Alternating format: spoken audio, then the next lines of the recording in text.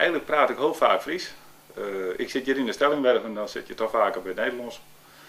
Ik val soms echt bij waarom in het Fries, of ik switch, maar dat je beide kanten op. En door de jaren heen heb ik merken dat mensen, als ze emotioneel worden, vaak bij waarom vallen op eigen taal die ze oorspronkelijk in. En dat is in Friesland vaak het Fries, ook het Nederlands, als je dat hebt. In de Stellingwerven ben ik nog eens het Stellingwerfs en dat maakt ze hier soms mij. Ik kan me herinneren dat ik, dan komt het op een gegeven moment bij een reanimatie of iets dergelijks. Ja, als dat steen is en de mas weten waar dat is en meestal staan daar in paniek erop, het is boppen, het is boppen. Dan kan ik natuurlijk net zeggen van wat zegt u? Ik bedoel, dan gaat het in één reis terug. En volgens mij is dat wat de politie vooral mij nemen moet. Want als het in jou het beste, dan moet ik jou het verstaan kennen. Dan komt het vlugst op een goede plek. Ik zeg ook wel vanuit de kranten lezen, dan wil ik ook gewoon lezen wat er in mijn omgeving bad. Dus dat mag je bieden.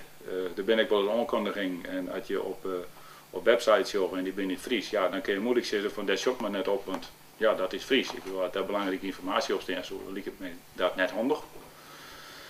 En het is toch vaak zo dat als het in emotie is of mensen gaan een aanrieding aan, het is voor u misschien wel de saffelste aanrieding deze week. Dan merk ik gewoon dat als het erop aankomt en mensen komen tot rust, dan kist alle kanten maar eens op. Aan het begin is het toch heel vaak dat mensen eerst in bekomen moeten. En dan kom je vaak weer op het punt van wat praat je dan? En dat is waarom naar wat je wint en dat is je eigen taal. Ik begin heel vaak zelf gewoon in het Fries. Heel vaak dat mensen dan zoiets hebben van oh Fries. Nou dan weet ik al van, dan ken je al jaren aan de intonatie, verstaan ik het of verstaan ik het net. En ik merk gewoon dat dat vaak heel vertrouwd is en dan ga je de eerste slag al gewoon.